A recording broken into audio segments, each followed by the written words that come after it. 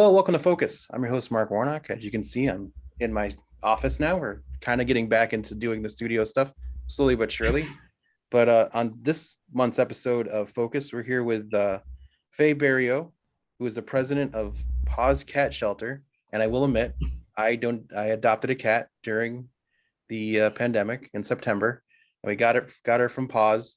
She is our new little child that we've adopted, our fur baby, as I like to call her. So I wanted to get in touch with you and talk about PAWS because we had such a great connection with Anne, who was our foster that we dealt with for getting, who we now call Ellie Joe. She was a different name when we adopted her. Yep. But so tell me a little bit about PAWS and how it all came about. PAWS has been really at the shelter since 2011. It was under another owner, and it was called PAWS Pets Are Worth Saving. She decided to retire in 2017, and I really, I was friends with her. I also worked with another organization as well, and she was having a little bit of problems, so I decided just to retire and step in.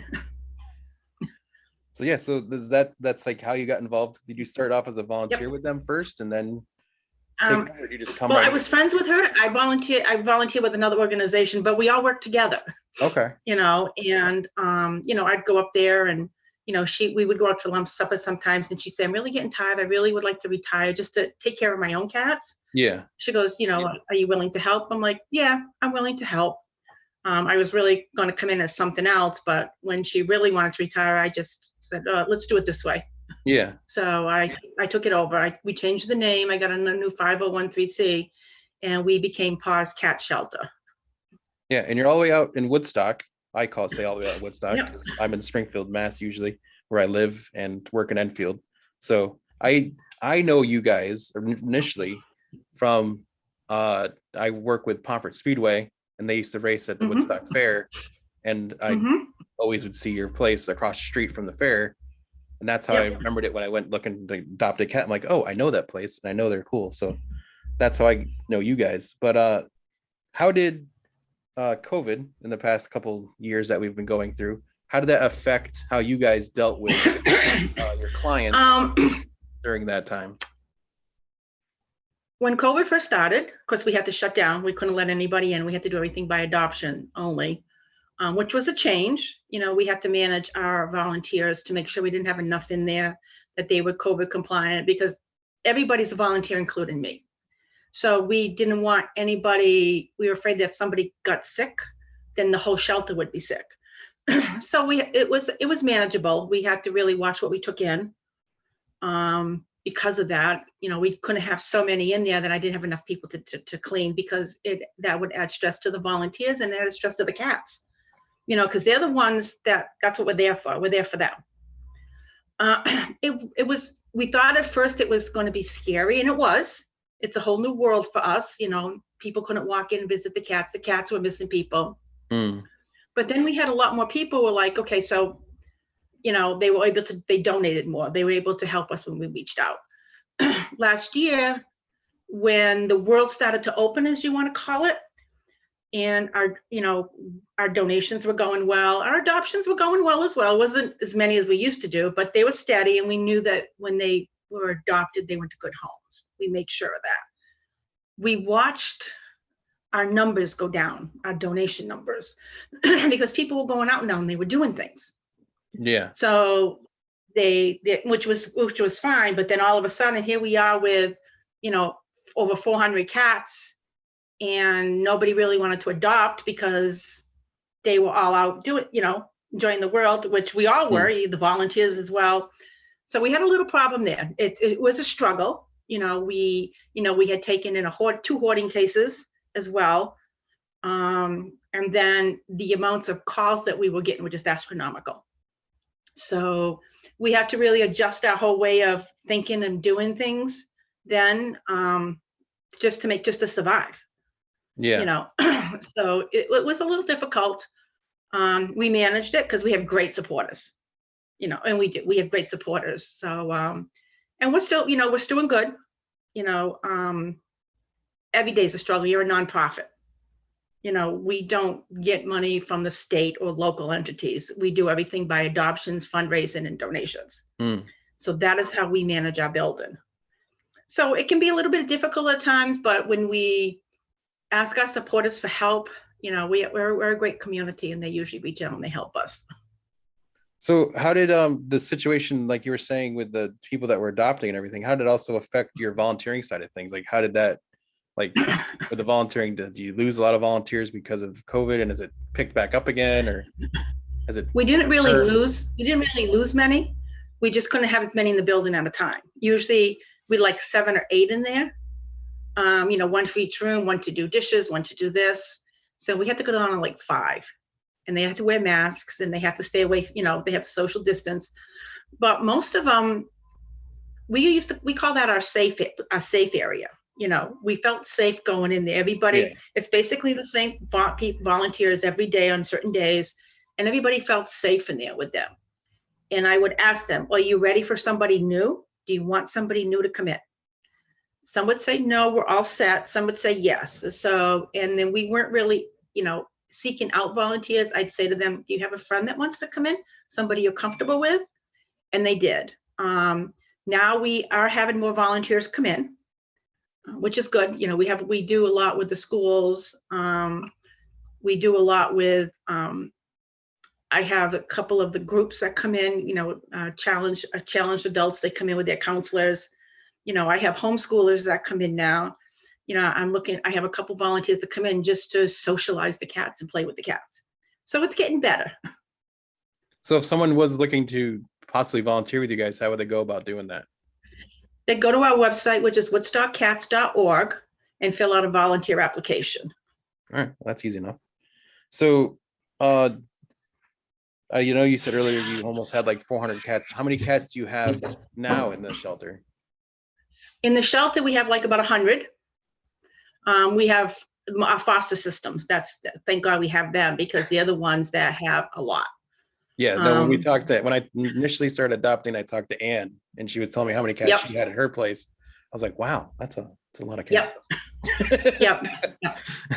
And Anne has been, she's been a godsend.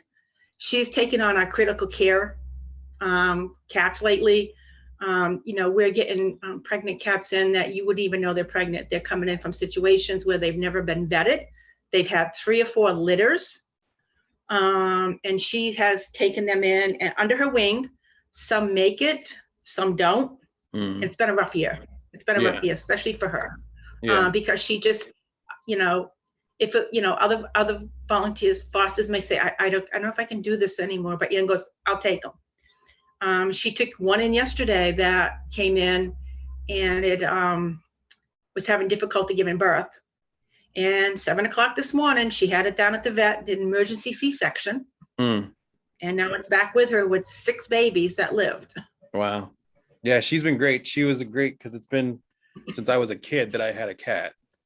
And me and my wife haven't had a cat in our house that we're living in now. And so she's a great asset to have, because I could text her at any time and be like, hey, this is what's going on. Is this normal? Is this what's supposed to be happening? We first brought Ellie back. She did not hang around us at all for like a good 2 months. She hid. We never saw her.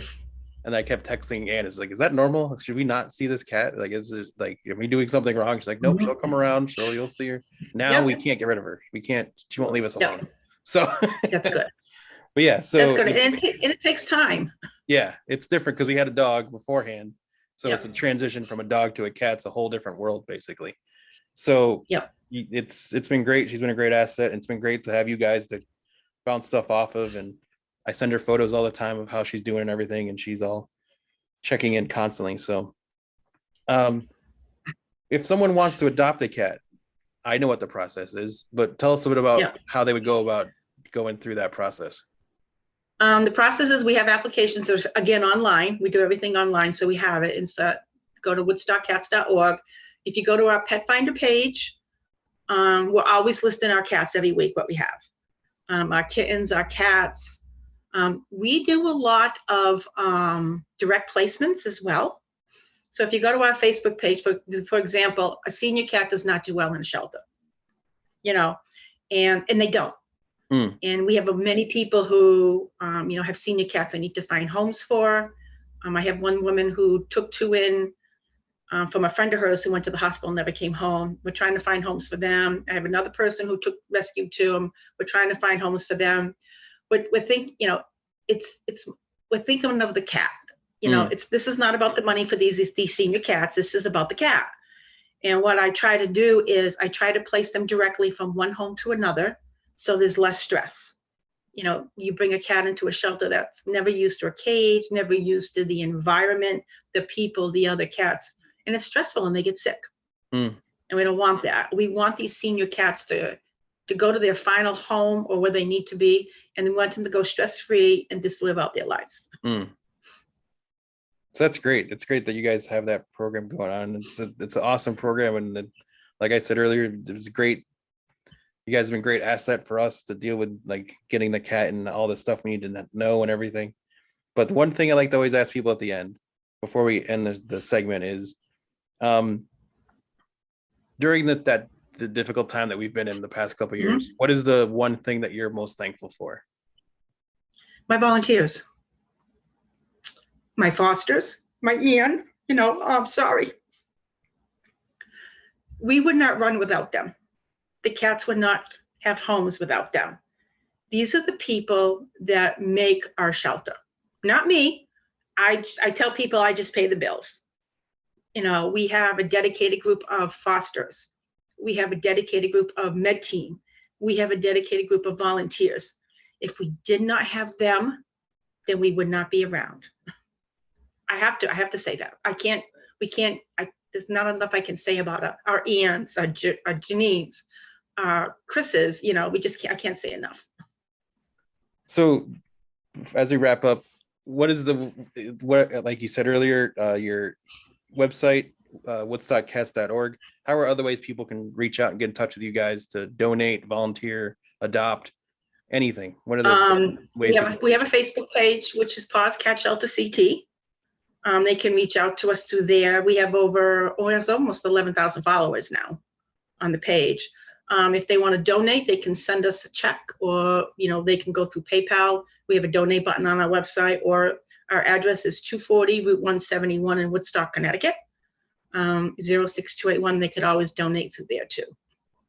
That is awesome. I appreciate you giving us the time to talk today. Like I said, we got our Ellie Jo from there. She's back when I was still working from home.